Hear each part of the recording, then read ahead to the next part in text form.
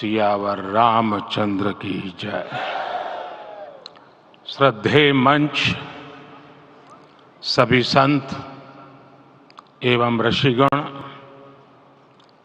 यहाँ उपस्थित और विश्व के कोने कोने में हम सबसे साथ जुड़े हुए सभी राम भक्त, आप सबको प्रणाम, आप सबको राम राम।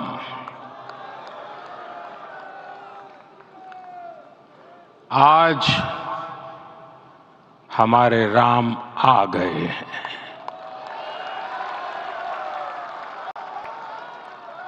सदियों की प्रतीक्षा के बाद हमारे राम आ गए हैं।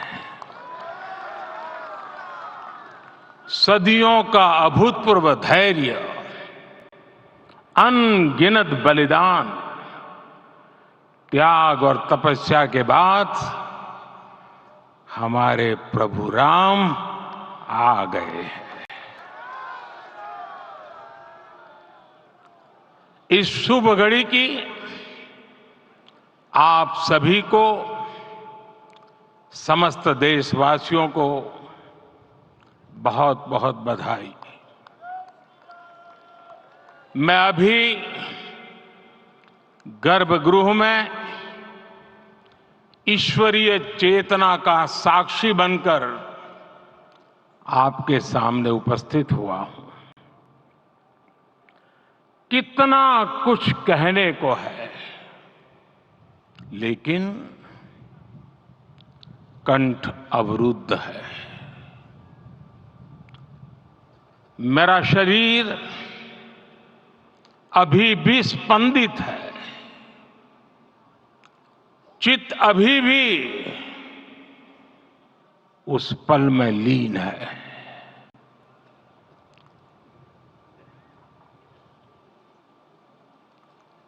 हमारे रामलला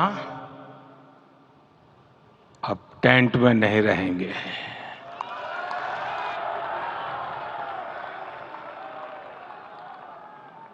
हमारे रामलला अब इस दिव्य मंदिर में रहेंगे।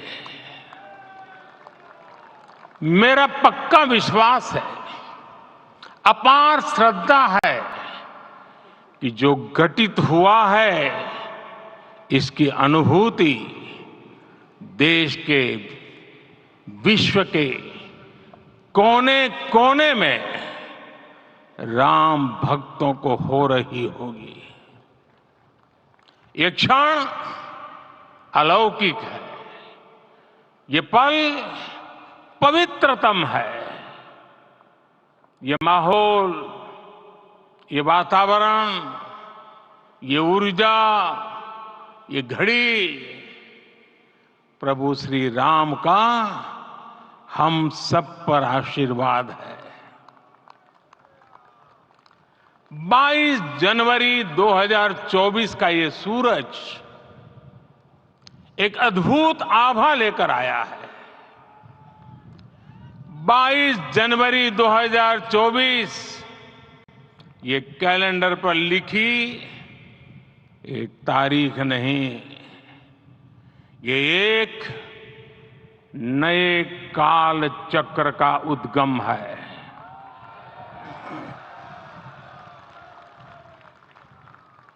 राम मंदिर के भूमि पूजन के बाद से प्रतिदिन पूरे देश में उमंग और उत्साह बढ़ता ही जा रहा था। निर्माण कार्य देख देशवासियों में हर दिन एक नया विश्वास पैदा हो रहा था।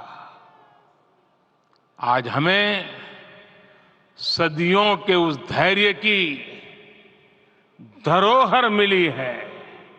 आज हमें श्री राम का मंदिर मिला है। गुलामी की मानसिकता को तोड़कर उठ खड़ा हो राष्ट्र। अतीत के हर दंश से हौसला लेता हुआ राष्ट्र ऐसे ही नव इतिहास का सृजन करता है। आज से 1000 साल बाद भी लोग आज की इस तारीख की, आज के इस पल की चर्चा करेंगे।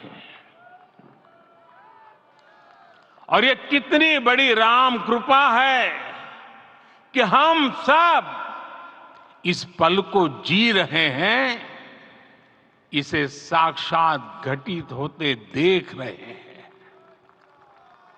आज दिन, दिशाएं, दिगंत सब दिव्यता से परिपूर्ण है। ये समय सामान्य समय नहीं है।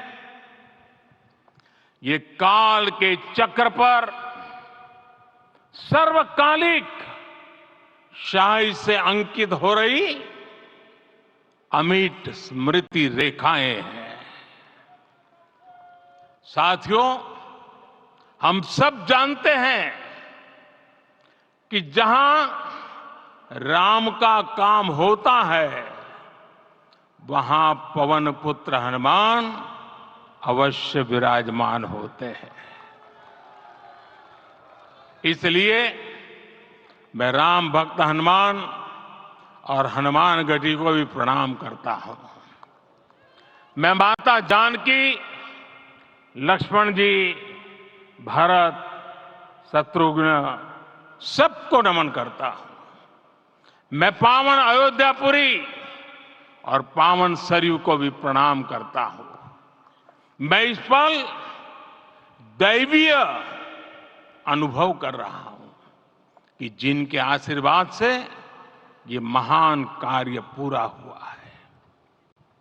वे दिव्य आत्माएं, वे दैवीय विभूतियां भी इस समय हमारे आसपास उपस्थित है। मैं इन सभी दिव्य चेतनाओं को भी कृतज्ञता पूर्वक नमन करता हूं। मैं आज प्रभु श्री राम से क्षमा याचना भी करता हूं। हमारे पुरुषार्थ, हमारे त्याग, तपस्या में कुछ तो कमी रह गई होगी कि हम इतनी सदियों तक ये कार्य कर नहीं पाए। आज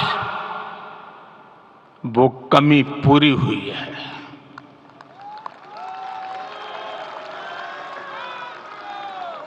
मुझे विश्वास है प्रभु राम आज हमें अवश्य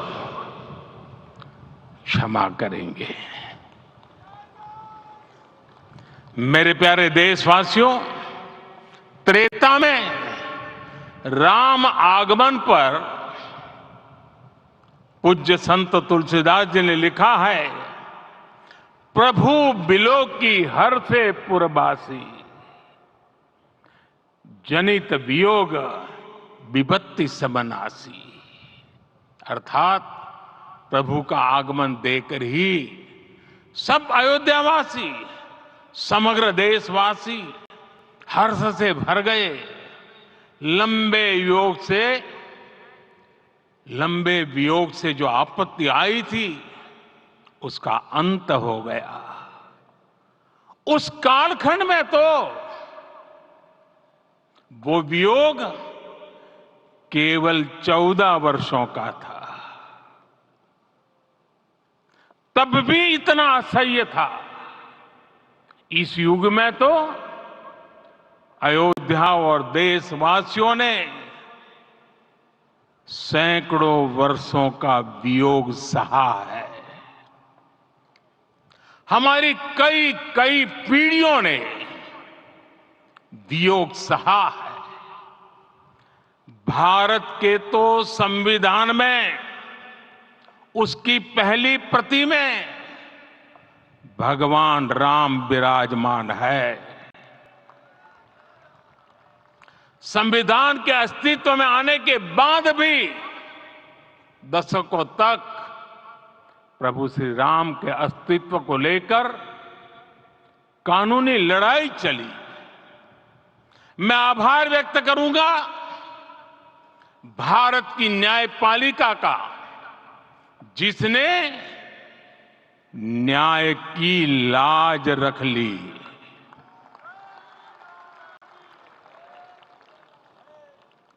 न्याय के पर्याय प्रभु राम का मंदिर भी न्यायबद्ध तरीके से ही बना। साथियों, आज गांव-गांव में एक साथ कीर्तन संकीर्तन हो रहे हैं। आज मंदिरों में उत्सव हो रहे हैं, स्वच्छता अभियान चलाए जा रहे हैं। पूरा देश आज दीपावली मना रहा है। आज शाम घर घर राम ज्योति प्रज्वलित करने की तैयारी है। कल मैं श्री राम के आशीर्वाद से धनुषकोडी में राम सेतु के आरंभ बिंदु अरिचल मुनाई पर था। जिस घड़ी प्रभु राम समुद्र पार करने निकले थे, वो एक पल था जिसने काल चक्र को बदला था। उस भावमय पल को महसूस करने का मेरा ये विनम्र प्रयास था। वहां पर मैंने पुष्प वंदना की। वहां मेरे भीतर एक विश्वास जगा कि जैसे उस समय काल चक्र बदला था, उसी तरह अब काल चक्र फिर बदलेगा और शुभ दिशा में बढ़ेगा। अपने 11 दिन के व्रत अनुष्ठान के दौरान मैंने उन स्थानों का चरण स्पर्श करने का प्रयास किया जहां प्रभु राम के चरण पड़े थे। चाहे वो नासिक का पंचवटी धाम हो, केरला का पवित्र त्रिपायर मंदिर हो, आंध्र प्रदेश में लेपाक्षी हो, श्रीरंगम में रंगनाथ स्वामी मंदिर हो, रामेश्वरम में श्री रामनाथ स्वामी मंदिर हो, या फिर धनुषकोडी। मेरा सौभाग्य है कि इसी पुनीत पवित्र भाव के साथ मुझे सागर से सरयू तक की यात्रा का अवसर मिला। सागर से सरयू तक हर जगह राम नाम का वही उत्सव भाव छाया हुआ है। प्रभु राम तो भारत की आत्मा के कण कण से जुड़े हुए हैं। राम भारतवासियों के अंतर मन में विराजे हुए हैं। हम भारत में कहीं भी किसी की अंतरात्मा को छुएंगे तो इस एकत्व की अनुभूति होगी और यही भाव सब जगह मिलेगा। इससे उत्कृष्ट, इससे अधिक देश को समायोजित करने वाला सूत्र और क्या हो सकता है। मेरे प्यारे देशवासियों, मुझे देश के कोने कोने में अलग अलग भाषाओं में रामायण सुनने का अवसर मिला है, लेकिन विशेषकर पिछले 11 दिनों में रामायण अलग अलग भाषा में अलग राज्यों से मुझे विशेष रूप से सुनने का मौका मिला। राम को परिभाषित करते हुए ऋषियों ने कहा है, रमन्ते यस्मिन् इति रामः, अर्थात जिसमें रम जाए वही राम है। राम लोक की स्मृतियों में, पर्वत से लेकर परंपराओं में सर्वत्र समाये हुए हैं। हर युग में लोगों ने राम को जिया है। हर युग में लोगों ने अपने अपने शब्दों में अपनी अपनी तरह से राम को अभिव्यक्त किया है। और ये राम रस जीवन प्रवाह की तरह निरंतर बहता रहता है। प्राचीन काल से भारत के हर कोने के लोग राम रस का आचमन करते रहे हैं। राम कथा असीम है और रामायण भी अनंत है।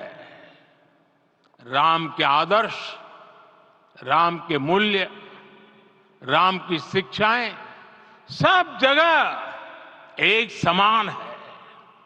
प्रिय देशवासियों, आज इस ऐतिहासिक समय में देश उन व्यक्तित्वों को भी याद कर रहा है जिनके कार्य और समर्पण की वजह से आज हम ये शुभ दिन देख रहे हैं। राम के इस काम में कितने ही लोगों ने त्याग और तपस्या की पराकाष्ठा करके दिखाई है। उन अनगिनत राम भक्तों के, उन अनगिनत कार सेवकों के और उन अनगिनत संत महात्माओं के हम सब ऋणी हैं। साथियों, आज का ये अवसर उत्सवता का क्षण तो है ही, लेकिन इसके साथ ही यह क्षण भारतीय समाज की परिपक्वता के बोध का भी क्षण है। हमारे लिए ये अवसर सिर्फ विजय का नहीं, विनय का भी है। दुनिया का इतिहास साक्षी है कि कई राष्ट्र अपने ही इतिहास में उलझ जाते हैं। ऐसे देशों ने जब भी अपने इतिहास की उलझी हुई गांठों को खोलने का प्रयास किया, उन्हें सफलता पाने में बहुत कठिनाई आई, बल्कि कई बार तो पहले से ज्यादा मुश्किल परिस्थितियां बन गई। लेकिन हमारे देश ने इतिहास की इस गांठ को जिस गंभीरता और भावुकता के साथ खोला है, वो ये बताती है कि हमारा भविष्य हमारे अतीत से बहुत सुंदर होने जा रहा है। वो भी एक समय था जब कुछ लोग कहते थे कि राम मंदिर बना तो आग लग जाएगी। ऐसे लोग भारत के सामाजिक भाव की पवित्रता को नहीं जान पाए। रामलला के इस मंदिर का निर्माण भारतीय समाज के शांति, धैर्य, आपसी सद्भाव और समन्वय का भी प्रतीक है।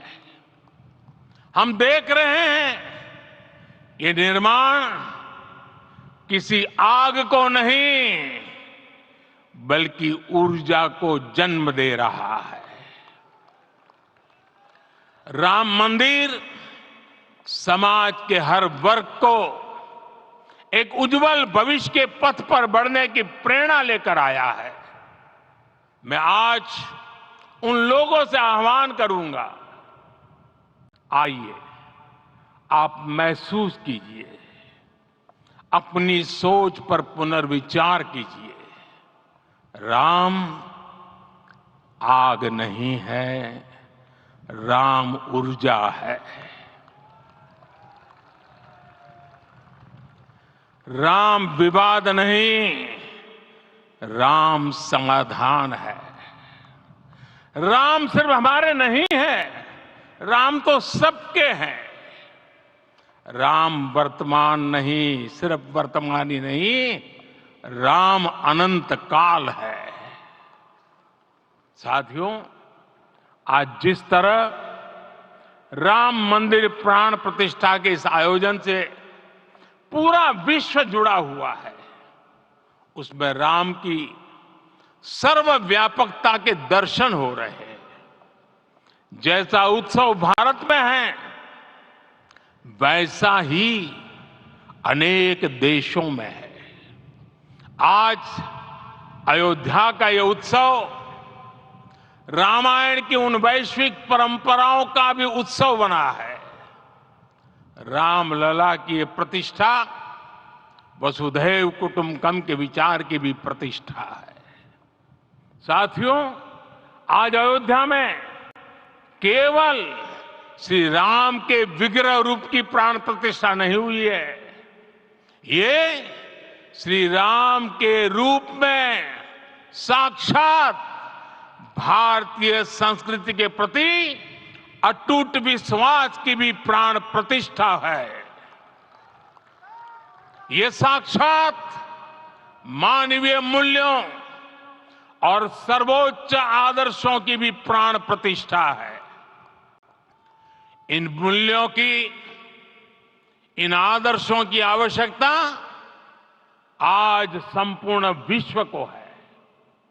सर्वे भवन्तु सुखिनः, ये संकल्प हम सदियों से दोहराते आए हैं।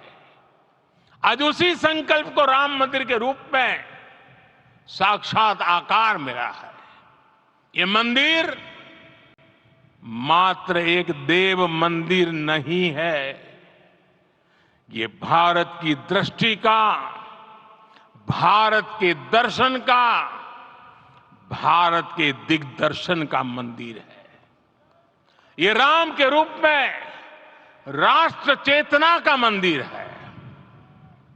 राम भारत की आस्था है, राम भारत का आधार है, राम भारत का विचार है, राम भारत का विधान है, राम भारत की चेतना है, राम भारत का चिंतन है, राम भारत की प्रतिष्ठा है, राम भारत का प्रताप है, राम प्रवाह है, राम प्रभाव है, राम नेति भी है, राम नीति भी है, राम नित्यता भी है, राम निरंतरता भी है, राम विभु है, विशद है, राम व्यापक है, विश्व है, विश्वात्मा है। और इसलिए जब राम की प्रतिष्ठा होती है तो उसका प्रभाव वर्षों या शताब्दियों तक ही नहीं होता, उसका प्रभाव हजारों वर्षों के लिए होता है। महर्षि वाल्मीकि ने कहा है, राज्यम 10 सहस्त्राणि प्राप्य वर्षाणि राघव, अर्थात राम 10,000 वर्षों के लिए राज्य पर प्रतिष्ठित हुए, यानी हजारों वर्षों के लिए राम राज्य स्थापित हुआ। जब त्रेता में राम आए थे तब हजारों वर्षों के लिए राम राज्य की स्थापना हुई थी। हजारों वर्षों तक राम विश्व पथ प्रदर्शन करते रहे थे। और इसलिए मेरे प्यारे देशवासियों, आज अयोध्या भूमि हम सभी से, प्रत्येक राम भक्त से, प्रत्येक भारतीय से कुछ सवाल कर रही है। श्री राम का भव्य मंदिर तो बन गया, अब आगे क्या? सदियों का इंतजार तो खत्म हो गया, अब आगे क्या? आज के इस अवसर पर जो दैवीय आत्माएं हमें आशीर्वाद देने के लिए उपस्थित हुई हैं, हमें देख रही हैं, उन्हें क्या हम ऐसे ही विदा करेंगे? नहीं, कदापि नहीं। आज मैं पूरे पवित्र मन से महसूस कर रहा हूं कि काल चक्र बदल रहा है। ये सुखद संयोग है कि हमारी पीढ़ी को एक कालजयी पथ के शिल्पकार के रूप में चुना गया है। 1000 वर्ष बाद की पीढ़ी राष्ट्र निर्माण के हमारे आज के कार्यों को याद करेगी। इसलिए मैं कहता हूं, यही समय है, सही समय है। हमें आज से, इस पवित्र समय से अगले 1000 साल के भारत की नींव रखनी है। मंदिर निर्माण से आगे बढ़कर अब हमें सभी देशवासी यहीं इस पल से समर्थ, सक्षम, भव्य, दिव्य भारत के निर्माण की सौगंध लेते हैं।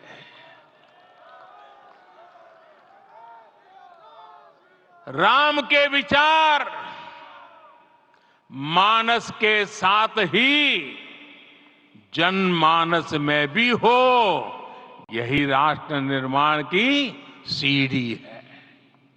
साथियों, आज के युग की मांग है कि हमें अपने अंतःकरण को विस्तार देना होगा। हमारी चेतना का विस्तार देव से देश तक, राम से राष्ट्र तक होना चाहिए। हनुमान जी की भक्ति, हनुमान जी की सेवा, हनुमान जी का समर्पण, ये ऐसे गुण हैं जिन्हें हमें बाहर नहीं खोजना पड़ता।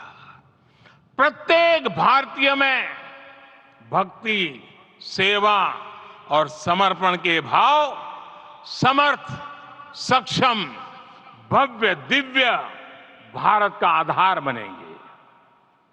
और यही तो है देव से देश और राम से राष्ट्र की चेतना का विस्तार। दूर सुदूर जंगल में, कुटिया में जीवन गुजारने वाली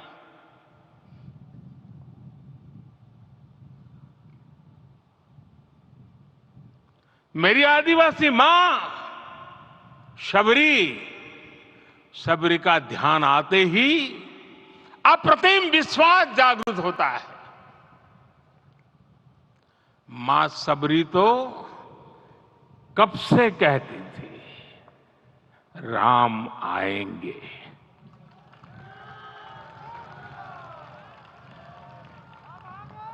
प्रत्येक भारतीय में जन्मा यही विश्वास समर्थ, सक्षम, भव्य भारत का आधार बनेगा। और यही तो है देव से देश और राम से राष्ट्र की चेतना का विस्तार। हम सब जानते हैं कि निषाद राज की मित्रता सभी बंधनों से परे है। निषाद राज का राम के प्रति सम्मोहन, प्रभु राम का निषाद राज के लिए अपनापन कितना मौलिक है। सब अपने हैं, सभी समान है। प्रत्येक भारतीय में अपनत्व की, बंधुत्व की ये भावना समर्थ, सक्षम, भव्य, दिव्य भारत का आधार बनेगी। और यही तो है देव से देश और राम से राष्ट्र की चेतना का विस्तार। साथियों, आज देश में निराशा के लिए रत्ती भर भी स्थान नहीं है। मैं तो बहुत सामान्य हूं, मैं तो बहुत छोटा हूं। अगर कोई ये सोचता है तो उसे गिलहरी के योगदान को याद करना चाहिए। गिलहरी का स्मरण ही हमें हमारी इस हिचक को दूर करेगा, हमें सिखाएगा कि छोटे बड़े हर प्रयास की अपनी ताकत होती है अपना योगदान होता है और सबके प्रयास की यही भावना समर्थ, सक्षम, भव्य, दिव्य भारत का आधार बनेगी। और यही तो देव से देश और राम से राष्ट्र की चेतना का विस्तार। साथियों, लंकापति रावण प्रकांड ज्ञानी थे, अपार शक्ति के धनी थे, लेकिन जटायु जी की मूल्य निष्ठा देखिए। वे महाबली रावण से भिड़ गए। उन्हें भी पता था कि वो रावण को परास्त नहीं कर पाएंगे, लेकिन फिर भी उन्होंने रावण को चुनौती दी। कर्तव्य की यही पराकाष्ठा समर्थ, सक्षम, भव्य, दिव्य भारत का आधार है। और यही तो है देव से देश और राम से राष्ट्र की चेतना का विस्तार। आइए हम संकल्प लें कि राष्ट्र निर्माण के लिए हम अपने जीवन का पल पल लगा देंगे। राम काज से राष्ट्र काज, समय का पल पल, शरीर का कण कण राम समर्पण को राष्ट्र समर्पण के ध्येय से जोड़ देंगे। मेरे देशवासियों, प्रभु श्री राम की हमारी पूजा विशेष होनी चाहिए। ये पूजा स्व से ऊपर उठ करके समष्टि के लिए होनी चाहिए। ये पूजा अहम से उठकर वयम के लिए होनी चाहिए। प्रभु को जो भोग चढ़ेगा वो विकसित भारत के लिए हमारे परिश्रम की पराकाष्ठा का प्रसाद भी होगा। हमें नित्य पराक्रम, पुरुषार्थ, समर्पण का प्रसाद प्रभु राम को चढ़ाना होगा। इनसे नित्य प्रभु राम की पूजा करनी होगी, तब हम भारत को वैभवशाली और विकसित बना पाएंगे। मेरे प्यारे देशवासियों, ये भारत के विकास का अमृत काल है। आज भारत युवा शक्ति की पूंजी से भरा हुआ है, ऊर्जा से भरा हुआ है। ऐसी सकारात्मक परिस्थितियां फिर न जाने कितने समय बाद बनेगी।